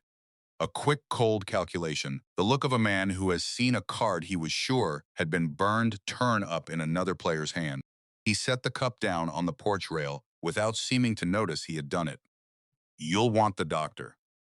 Maren pitched it to the street at large, not to him, and her voice carried the way a voice carries when it has stopped being afraid of the people it is aimed at. "This woman's leg is broke below the knee. She's carried her boy through a hard night on Vesper Ridge, and she'll want tending, and so will the child, though the child is only tired and will mend by supper." She stopped the mare before the doctor's porch, 3 doors down from the cornerstone, and she did not so much as glance at Sloane as she passed him, which was its own kind of blow, and she felt it land. The doctor came out, a spare gray man named Pruitt, and he took one look at the splint and the travois, and the way it had all been done, and his eyebrows went up. "Who set this leg?" "I did." Maren was already unlashing the travois, easing it down. "My father set bone. I held the lamp enough years to learn the trick of it." Pruitt crouched by Ada, ran his hands down the splint, tested the binding, and grunted, and the grunt was approval. "It'll do. It'll more than do. I've seen worse from men who charge for it." He looked up at Maren with a new attention. "You brought them down off the ridge road." "I did. Nobody comes down off the ridge road." He said it the way the freighter had said the mountain keeps what it takes, as a thing everyone knew, a law of the country. And Maren felt the whole watching street lean in to hear how she would answer it. And she gave them the answer plain, because she wanted it heard. "People have been coming down off that ridge for 25 years. The trouble is that somebody made sure they were never believed when they did. It went through the crowd like a stone through still water, that sentence, spreading out in rings of murmur, and up on the cornerstone porch. Rutherford Sloane's hand closed slowly around the rail. Maren saw it. She was meant to see it. She turned from the doctor's porch and walked back up the street toward the hotel, toward the man. And the crowd that had gathered to watch a rescue found itself, without quite understanding how, watching something else. And it went quiet the way a room goes quiet when two people who mean each other harm walk toward the same small space. Mr. Sloane. She stopped at the foot of the porch steps and looked up at him, aware of the box behind her on the mare, aware of the family at the doctor's, aware of the whole town at her back. And she was not afraid, and the not being afraid was the strangest and steadiest feeling she had carried in 3 months. You told the county over supper that the mountain would keep me. You seemed very sure of it. Sloane recovered himself the way a practiced man does. The smoothness sliding back down over whatever had cracked, and he came to the top of the steps and looked down at her with something that wanted to be amusement and did not quite reach it. I'm glad to be proven wrong. A young woman surviving a foolish errand is a happy thing. You've a family, alive because of it, I hear. Nobody will begrudge you that. He spread his hands, magnanimous, the wronged party forgiving a slight. Though I'd think a week in that country would teach a person there's nothing up there but rotten ghost stories. And no cause for a sensible town to go stirring either. There's a good deal up there. Maren did not raise her voice. 6 wagons, still standing, 18 names, still legible, and a land claim filed and witnessed in the spring of '61 for the whole of the Kettle Meadow water. She watched the word claim go into him like a splinter under a nail, watched the small muscle jump at the corner of his jaw before he could still it. You'd know something about a claim on that meadow, I think. A man in your line would. I know, Sloane said carefully, and the smoothness had gone thin over the top of him now, stretched, that a great many wild claims were filed in the territory in those years by people who never proved them up and never came back. The law has a word for such ground: abandoned. It reverts. It becomes available to men willing to do something with it. He had recovered his footing on this. She could hear it. This was ground he had walked before and meant to walk again. Whatever moldering paper you found in a rotted wagon, girl, it hasn't the weight of a dry leaf. 25 years unproven, no heir ever come forward, no complaint ever filed. That's not a claim, that's a scrap. And a scrap doesn't stop a railroad survey. There it was. He had said it himself in front of the street, the word he had not meant to say, and Maren let it hang there a moment so that the town could hear it settle. A railroad survey. She repeated it gently, as though tasting it. Now that's a thing I hadn't mentioned, Mr. Sloane. I said a claim and a meadow. You said a railroad. A man only reaches for the reason a thing matters to him when he's forgotten, for half a breath, that the person across from him doesn't know it yet. The muscle in his jaw jumped again, and this time he could not hide it, and up and down the boardwalk, the townspeople who had come out to watch a rescued family go into the doctor's were looking now at the man on the hotel porch, and the looks had changed. Elias Ward came out of the crowd. He had been standing at its edge, Maren realized, since, before she reached the doctor's, the old wheelwright with his darkened knuckles, and he came now to stand at the foot of the porch steps beside her, not speaking, only placing himself there, one more body between Sloane and the easy retreat into the hotel, and the placing of himself was a thing Maren would not forget. I knew a clerk once. Elias said it to the air in the mild tone of a man remembering something over a fence rail. Land office clerk, over in the territorial seat, back before it was a seat, when it was 2 streets and a courthouse tent. Ambitious fellow, pulled a filing now and again, so I heard, when the ground was good and the filer was far off. Nobody could ever prove it, on account of the records the only proof, and the records exactly what a clerk's best place to lose. He turned his gray eyes up to Sloane, unhurried, without heat, which made it worse. Fellow moved on after a few years, came into money. Changed the way a man does when the money comes in. But the face doesn't change so much, Rutherford. Not to a man who's been looking at faces across a workbench for 40 years. The silence that came down over the street then was not the silence of nothing happening.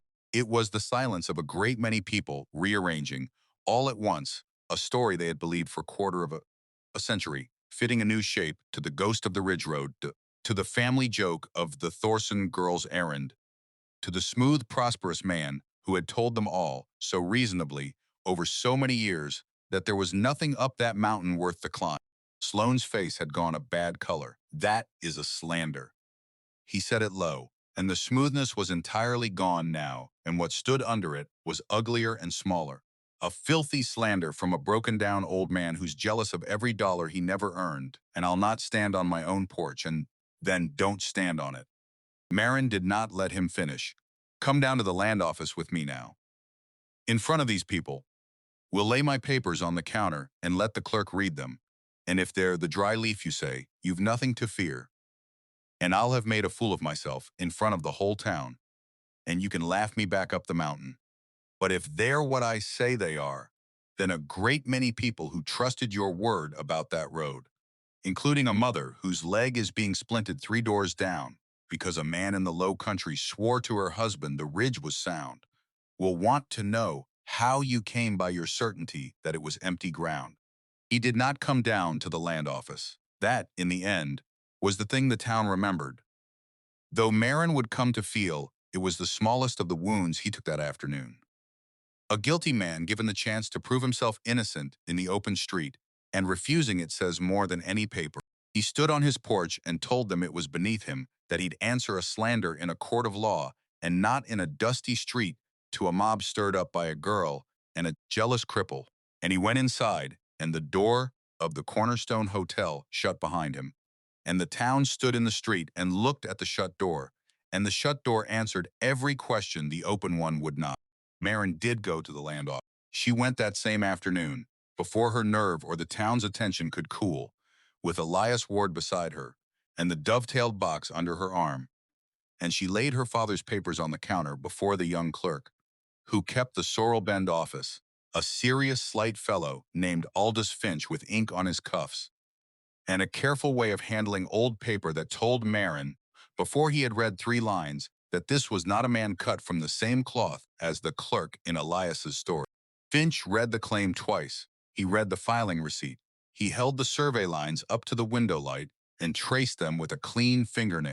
Then he set it all down very gently, as though it might come apart under a rough touch, and looked at Maren with something in his face that was almost awe, the look of a young man in a small office who has just understood that a very large thing has walked in off the street and set itself down in front of him. This receipt carries a filing number. His voice was not quite steady. Every filing number's entered in the territorial register, in sequence, the day it's made. If this receipt is genuine, there's a number in the master register at the territorial seat that either matches it or doesn't. If it matches, this claim was filed, whatever became of it after. If the register shows that number blank, or assigned to other ground, or torn clean out, then someone reached into the register after the fact. Elias finished and made a filed claim into a scrap. Finch nodded slowly. I can send to the seat for a certified copy of the register page. It'll take the better part of 2 weeks.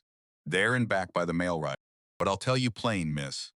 He squared the papers with both hands, a small, unconscious gesture of respect. In 11 years keeping records, I have never once seen a forgery of a filing receipt. They're not worth forging. A receipt's only good if the register backs it. So a forger gains nothing, which means either this is the strangest, useless forgery ever made, or it is exactly what it appears to be, and somebody has spent 25 years praying no one would ever come down off that ridge to make me send this letter. Maren left the land office with a certainty settled in her that she had not felt on the mountain, the certainty that she was right, that the thing she had climbed into was real and had a name, and would not simply dissolve when a smooth man told her it was nothing. But she left it too with a colder understanding, because Finch's 2 weeks hung between the accusation and its proof like a held breath, and 2 weeks was a long time, and Rutherford Sloane was not a man to spend it doing nothing. She had struck him in the open before the town, and struck him hard, and a struck animal does not lie still. She had made herself, in the space of an afternoon, the single greatest danger to everything he had spent his life building, and she went to sleep that night in the livery loft, knowing it, and slept badly, and was not surprised when the trouble came. It came the next morning, and it came, as such things do, wearing the face of the law.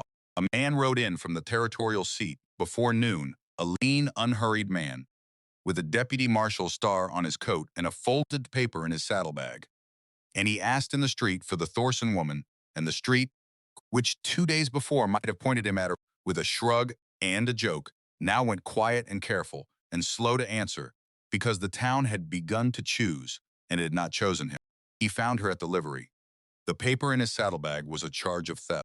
It alleged that Maren Thorsen had removed valuable property, historical documents, and effects from land belonging to the Sorrel Bend Land and Cattle Company, of which Rutherford Sloan was the principal, and it demanded the return of all such property and her appearance before the territorial court to answer for the taking. Maren read it standing in the livery yard with the deputy waiting on his horse, and the cleverness of it turned her cold. Sloan could not attack the papers, so he had moved to take them back, dressed as the law, before Finch's letter could go to the seat. If the boxes and everything in them were surrendered to a company Sloan controlled, on a charge, Sloan had sworn they would vanish the way the register page had vanished, and there would be nothing left for the certified copy to match, and Maren would be the thief who had stolen a dead ghost story and could prove nothing, and the whole of it would be over, and the meadow would be empty ground at last. The land belongs to the Sorrel Bend Land and Cattle Company, she said to the deputy, keeping her voice level. That's what the paper says. That's what it says. The deputy did not seem to enjoy his errand, but he did not seem inclined to shirk it either. Company claims the Ridge Meadow. Company says you took goods off it. I'm to collect the goods and see you're bound over to answer. That's the whole of my instruction, miss. I don't write 'em. I just ride 'em. And if the company doesn't own the meadow, Maren asked, if the company only means to own it and has meant to for 25 years, and the goods you've been sent to collect are the exact papers that prove the company never owned so much as a rock of it. She held the folded charge back out to him. You'd be carrying stolen evidence back to the man who wants it burned, deputy, and you'd be doing it with a star on your coat. I don't think you rode all this way to do that. The deputy's face did not change, but something behind it did, a slow reconsidering, the look of a man handed a simple errand who has just been shown a second floor under the first. He looked at the paper. He looked at her. That's a serious thing to say about a company charge sworn before a territorial judge. It's a serious thing that's been done. I'm only the one saying it out loud. Maren lowered the paper. There's a clerk at the land office here, Aldous Finch, sending to the territorial seat for a certified copy of a register page. 2 weeks, there and back. That page will show whether the meadow was ever filed unlawfully. If it was, this charge is a man trying to steal back the proof of his own crime under color of law, and every hand that helped him will be in it with him. She let that settle. All I ask is that you don't carry these papers out of this town for 2 weeks. Hold them. Seal them.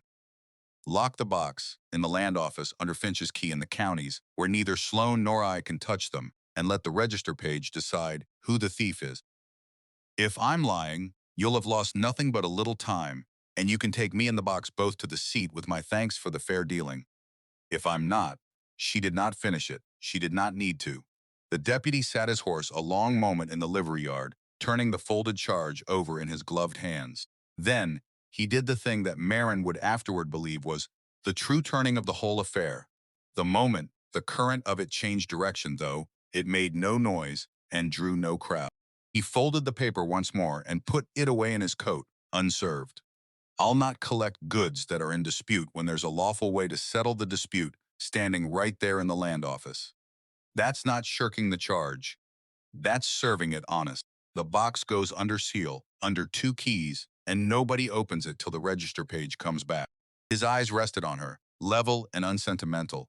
If your papers are what you say, the man who swore this charge has got a great deal more to answer for than you do. And if they're not, I'll be back for you myself, and you'll find I'm a good deal harder to talk around a second time. They sealed the box that afternoon in the Sorrel Bend land office. The dovetailed box and the tin document box both, in front of the deputy and Aldous Finch and Elias Ward and the Dr. Pruitt as witnesses, wrapped in oilcloth and tied and sealed with wax, and locked in the office, strongbox, under Finch's key, and the county recorder's. And the deputy wrote out an account of the sealing in his own hand, and each of them signed it, and Maren watched her father's 25-year-old grief lock away behind two keys where no smooth voice could reach it. And she felt, for the first time since she had read his letter on the tailgate of his wagon, that she was not carrying it alone anymore. The next 2 weeks were the longest of her life, and they were not idle, because Rutherford Sloane did not spend them idle either. He could not reach the box. So he reached for her in the ways a man of his standing reaches, which are quieter than a marshal's star and harder to answer. Word went around that the Thorsen girl's story didn't hold, that the papers were a fever dream, that a person who'd steal from a company was a person who'd lie to a town. The liveryman who'd let her sleep in his loft for free grew suddenly cool and mentioned that the loft was needed. A merchant who'd extended her a little credit called it in. These were small blows, and separately she could have borne any of them, but together they were the sound of a man with money teaching a town what it cost to take a poor girl's side against him. And Maren felt the town waver, felt some of the faces that had turned toward her in the street begin, under the pressure, to turn away again. It was Ada Merrick who steadied it, and Maren never forgot that she had. The Merricks had not gone on to the Kettle Valley. Ada could not travel on the leg, and so the family had taken a room over the Mercantile while she healed. And Ada, who could not walk, held court from a chair by the Mercantile window with her splinted leg propped on a stool. And she told her story to anyone who came in for flour or nails or thread, and she told it the same way every time, plain and unhurried, the way a true thing gets told. She told them a man in the low country had sworn to her husband that the Ridge Road was sound. She told them a stranger had ridden a mile of black shale in a storm to carry her up out of the weather and had asked for nothing. She named the stranger, and she named, when they pressed her, the look of the man who had sent them, the broad, well-dressed man in the low country. And she let the town draw the line between that description and the man on the cornerstone porch. Because a thing a person concludes on their own sits deeper than a thing they are told. I don't say who it was. Ada would finish it looking mildly out the Mercantile window at the street. I only say what he did, and what he said, and what it near cost my family. A person can put the name to it themselves. Most folks can, once they've a mind to look. And her hand would rest, as it always did when she spoke of that night, on the head of the boy at her feet, running and mending and entirely himself.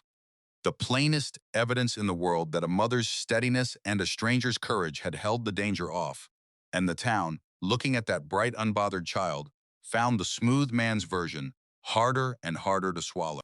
Toby himself turned the last of the town, without meaning to, because a town can be talked out of a set of papers it has never seen, but it cannot be talked out of a living boy it watches race down the street on two good legs.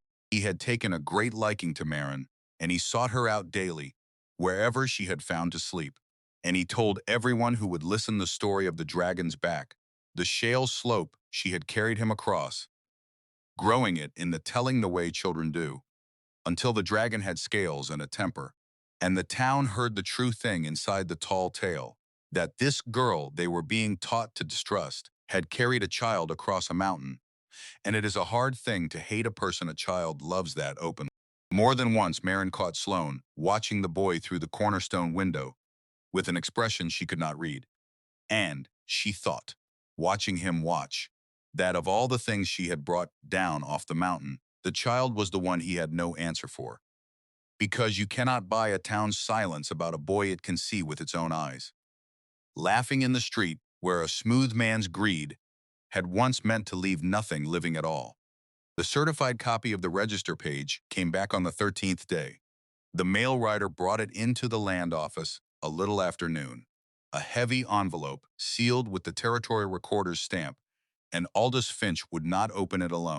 He sent the livery boy running for the deputy, who had stayed the 2 weeks in Sorrel Bend rather than ride back and forth, and for Elias Ward, and for the county recorder, and for Maren, and word of what the envelope was, ran through the town faster than any boy could run, so that by the time Maren reached the land office, the street outside was filling. And among the faces filling it, she saw, coming down from the cornerstone, with two men at his back, Rutherford Sloane himself, because a man who has staked everything on a page cannot stay away when the page is open. They opened it inside, at the counter, with the door standing open so the front rank of the street could see, and Finch broke the recorder's seal with hands that were not steady and drew out the certified page and laid it flat on the counter and smoothed it, and for a moment no one breathed, and then his finger found the line and his face told it before his voice could. The filing number on her father's receipt matched a line in the master register, but the line in the register did not carry the claim of the two families of the wagon train. It had been altered. The original entry, still faintly legible beneath, showed the meadow filed to the names in the ledger in the spring of '61. Over it, in a different ink and a different hand, someone had written a note of abandonment and reversion dated 3 years later. And beneath that, the reassignment of the ground to a new feeler's name, entered in that second careless, triumphant hand a quarter-century ago, was a name the whole street knew, a name that had grown from a two-street clerk into a hotel and a cattle company, and a seat at the head of the long table. He didn't tear it out. Finch spoke almost to himself, looking down at the doctored page. He was too clever to tear it out. A torn page shows. He wrote over it. He let the number stand and changed what the number meant. 25 years, and it was here the whole time, for anyone who knew to send for it, for anyone who had a receipt to send it against. He looked up, and his young face had gone hard, in a way Maren had not seen in it before, and his eyes went to the strong box where the sealed boxes lay. Which is why the receipt had to disappear. Which is why a company swore a theft charge to get it back. The street had heard enough of it through the open door. It moved through the crowd the way the first stone had moved through it days before, but heavier now, final, no longer a rumor to be argued, but a thing certified under a territorial seal. And the faces that had wavered under Sloane's money stopped wavering and turned, all of them slow and terrible and unanimous, toward the broad, well-dressed man, standing frozen at the edge of his own undoing. Rutherford Sloane looked at the doctored page across the heads of the crowd, and Maren, watching him, saw the exact moment the thing he had believed for 25 years, that no one would ever come, that the vanished filed no complaints, that a scrap could not stop a railroad, came apart in him. He did not shout. He did not run.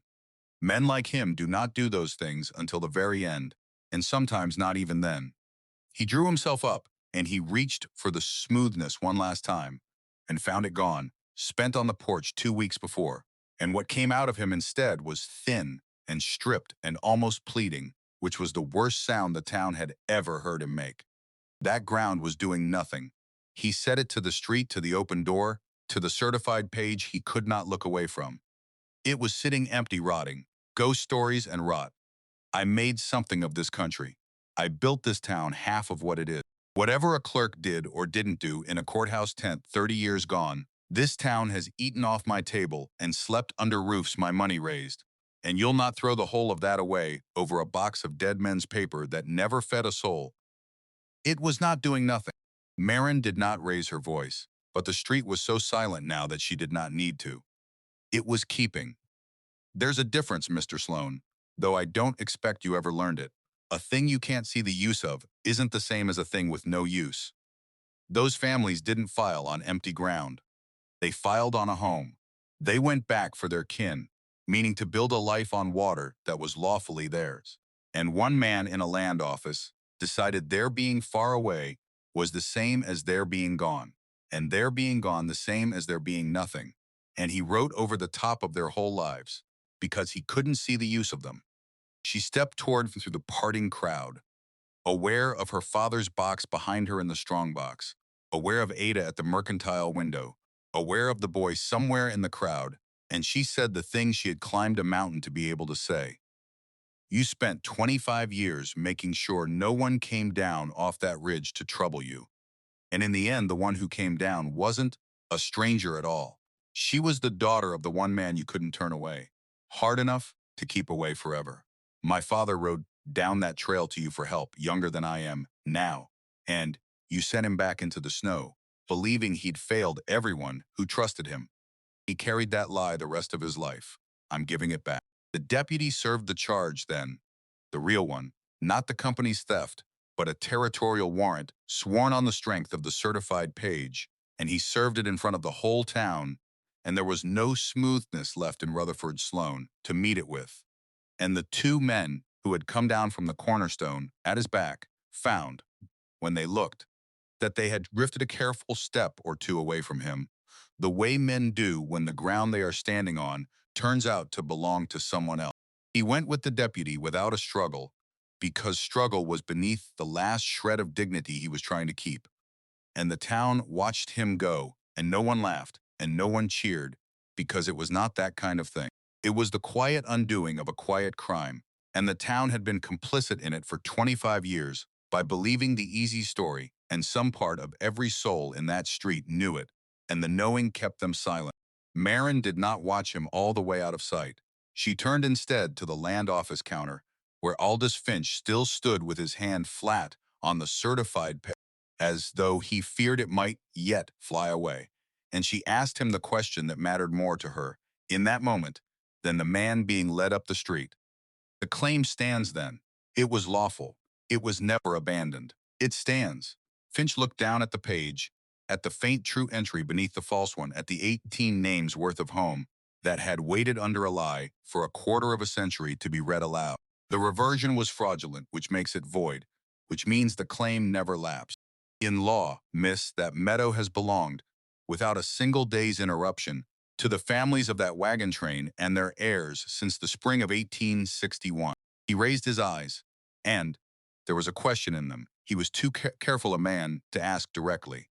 And Maren answered it anyway, because it was time, because the whole street was listening, because her father had cut his initials into a sideboard where a daughter would one day find them, and had left the door open on the east for exactly this. Then you'll want the name of the heir, she said. To enter against it, I will. Maren set her hand on the counter beside his, next to the page that had cost her father his peace, and given it back to her in the same stroke, and she said her father's name, his true full name, the one he had carried out of the low country and buried under his silence. The name that stood at the bottom of the ledger's roster, under its own separate line, hired on as an outrider to earn his passage west. She said it aloud in the Sorrel Bend land office with the whole town at the door, and she watched Aldous Finch write it into the register in his careful upright hand, restoring to the record the man a clerk had written out of it, and then she gave him her own name to enter beneath it, daughter and heir. And he wrote that too, and the writing of it was the quietest sound in the world and thing that had happened to her in her life.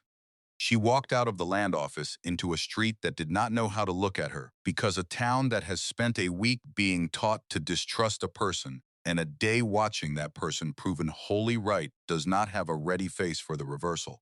And so the faces gave her, instead of any single expression, a kind of awkward collective deference, a making of room, a lowering of eyes that a week ago had looked through her.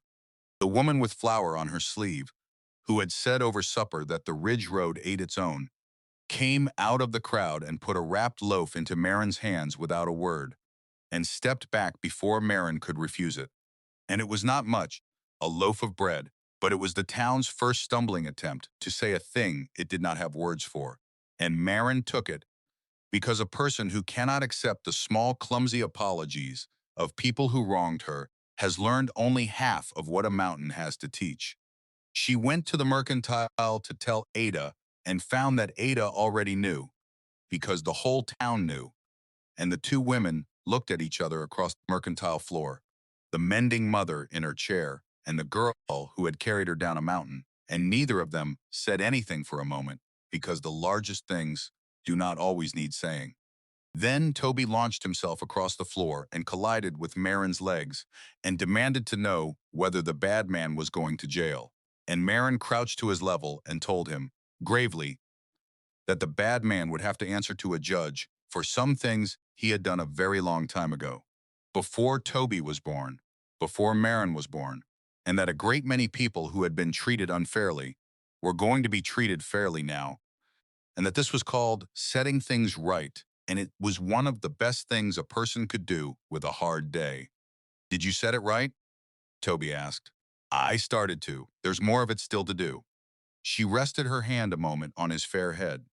Setting a thing right isn't a moment, Toby. It's a road you decide to keep walking even after the part everyone was watching is over. The watching part's the easy part. It's the after that tells you who you were. What the register page could not tell her was where 18 people had gone when they walked down the deer trail into the snow. And that question did not let her sleep. Sloane's undoing had answered the crime. It had not answered her father. He had died believing the family's lost, believing himself the cause, and a certified page in a land office, however it settled the meadow, could not reach back into a dead man's grief and unmake it. There was one soul left in Sorrel Bend who had spoken as though she knew more than the town did. One who had told Maren, before she ever rode up, that what was left on the ridge had been kept and not lost. She had chosen her word with care. Kept. Maren went to the low turf and timber house behind the churchyard in the last light of that same long day, and Verity Crane opened the door before she had finished raising her hand to it, as though she had been waiting, which Maren was coming to understand. She had for a great deal longer than an afternoon. You found the box, Verity said. It was not a question either, but it was nothing like the way Sloane made things not questions. It was the voice of a woman who had carried a thing alone so long she had half forgotten there might one day be someone to say it to. You found the box, and you brought a family down off that mountain alive, and you gave the smooth man back to the law that should have had him a lifetime ago. Come in, child. I have waited 25 years to tell someone the end of it, and I find now that you are the only one I ever wanted to tell. The inside of the house was small and clean and smelled of dried herbs and wood smoke, and Verity lowered herself into a chair by the hearth and gestured Maren to the other. And for a while she only looked at her face, the way a person looks at a face for the features of someone else. You have his brow, she said at last, and his way of going quiet before you speak. I knew whose you were the night I stopped you in the alley.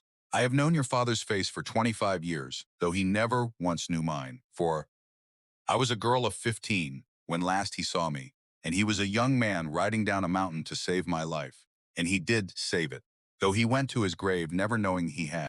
Maren's breath stopped in her chest. The eldest child on the roster, a girl of 15 years. I was on that train. Verity's pale eyes had gone somewhere far off, into the country behind her year. My family and the Alderman family, two households bound west together, and your father the outrider we took on at the last settlement to earn his passage. You have read the ledger. My mother kept it. That was her hand you followed all the way to the last page. She smiled faintly at Maren's face. Yes, I have wondered all these years who would read it, and whether they would understand what it was trying to say. You did. You understood the open arc. Not many would have.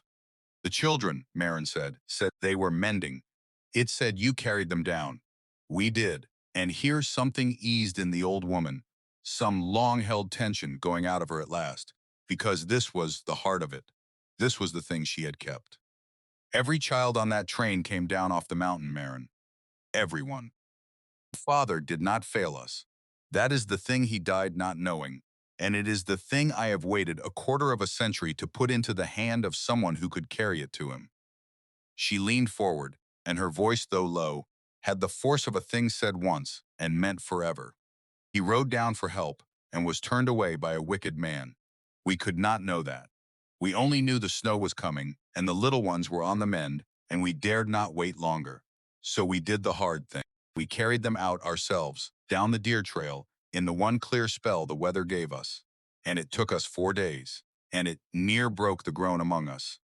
But we came down into the low country far to the south of here, into a settlement that had never heard of Sorrel Bend.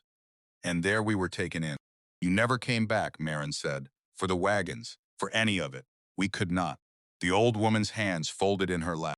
By the time we were strong enough to think of it, we had learned, through a freighter, the way you learn everything in this country, that a young outrider had come down, half dead, swearing we were lost, and been called a liar, and that the ground we had filed on had already been declared abandoned and taken up by a clerk who had risen fast and would rise fast. We understood then what had been done, and to whom, and by whom. And we were poor, and scattered, and frightened, And the man who had taken our meadow was already a man with the law in his pocket. She met Maren's eyes without flinching. I will not pretend to you it was courage that kept us away. It was fear. We had our children. We had come through with our children, and we would not risk them again against a powerful man for the sake of a mountain meadow we could live without. So the families settled where they had fallen, took new names against the day the clerk might come looking, and raised their little ones, and let the meadow keep itself. We chose our children over our claim. I have never once been sorry for that choice. But I have carried all my life the knowing of what it cost your father, who thought he had lost us, when the truth was only that we had chosen to disappear. Maren sat very still by the fire. Then why did you come here? Of all the towns, why Sorrel Bend, at the foot of the very mountain, in the very reach of the man you feared? Because someone had to keep the door open. Verity said it simply. The others scattered south and made their peace with forgetting. I could not forget. I came back, an old woman by then, no threat to anyone, just the strange quiet crone behind the churchyard, and I settled where I could watch us the ridge road, and I waited. I did not know for what. I told myself I was only keeping vigil for the dead I was not even sure were dead. But I think now I was waiting for you. For whoever your father promised would come. He left a door open on the east. I left one open in the town below it. And between the two of us, across 25 years, we kept the way clear for the one who would finally walk it. She rose then, slower than she had sat, and went to a small chest against the wall and lifted from it a bundle of letters tied with faded ribbon, and she put them into Maren's hands, and they were addressed, all of them, in Verity's own hand, to a name Maren did not know, in a southern settlement, and they had never been sent. The heirs, Verity said, the children of that train, grown now, with children of their own, scattered across 3 territories under names they took to hide. I know where every one of them is. I have written to them all these years and never dared to send a word, for fear of drawing the smooth man's eye. But the smooth man is going to a territorial court now, child, and the meadow is yours to give back. And there is no longer any reason on this earth for those families to stay lost. She closed Maren's fingers over the letters the way Elias had closed them over the map, a lifetime ago, a week ago. You have proven the claim. Now go and find the people it belongs to. Bring them home to the meadow that was always theirs. That is the rest of the road. That is the after you spoke of to the boy. Maren looked down at the letters, at the names that were not the names on the ledger, at a quarter century of a woman writing into a silence she was too frightened to break. And she understood that the thing her father had begun and Verity had kept was now, truly, hers to finish, and that finishing it would not be a single afternoon in a land office, but the patient work of years, of letters sent and answered, of strangers met at coach stops and led up a mountain to stand at last beside the wagons their grandparents had packed. He thought he failed you, she said, and her voice was not steady. He died thinking it, all of it, his whole life. Then you will do the one thing left that can answer him. Verity laid her thin hand along Maren's cheek, and her river ice eyes were wet at last. You will bring them home where he could not. And every family that stands in that meadow again will be your father, riding back up the trail at last, arriving finally, after 25 years, to find that no one was lost. That is how you mend a thing that broke before you were born, child. Not all at once. One family at a time until the whole of the wrong is walked back. Maren rode up to the meadow one last time before the autumn closed the trail, alone on Junie in the gold of a late September afternoon. And she carried her father's dovetailed box behind the saddle, the claim proven and recorded now and safe. And she carried, too, the first letter she had sent and the first answer she had gotten from a woman of 40 in a southern territory who had been the infant of 4 months on the roster, who had wept, she wrote, to learn that the mountain her mother spoke of in her last years was real and that she might see it before she died. The meadow received her the way it had the first time, with its long-kept stillness, but the stillness had changed, or Maren had. The wagons stood as she had left them, canvases mended where she had mended them, tongues blocked and drying, but they no longer looked abandoned, and they no longer looked asleep. They looked like what they were, a place made ready, a home kept against the return of the people who belonged to it. She walked the ark in the slant of the light and stood a while in the open eastern gap her father had left, looking down the trail he had ridden, and she thought of him at 22, and of the girl of 15 who had grown into the woman behind the churchyard, and of all the years the two of them had kept faith across, one on the mountain and one in the town, never knowing the other kept it too. She set the child's wooden horse, which she had brought back up on the driver's seat of the first wagon, in the light, where the first grandchild to make the climb would see it. She banked no fire and stayed no night. She had only come to stand once in the finished thing before the work of filling it began. And as the sun went down gold across the grass and lit the far wheels one last time, Maren understood the whole shape of what Verity had given her, and what her father had, and what the meadow had kept through 25 patient winters for a girl who rode up with nothing left to lose. It had never been about the gold that was not there, or the vengeance that had come and gone quietly in a dusty street. It was about the keeping. It was about being the one who stayed and came back and carried the lost home. Her father had left the door open on the east, and she had walked through it, and now she would spend the good years of her life leading others through it after her, one family at a time, until the meadow was full of the sound of children again, and the long wrong was wholly walked back.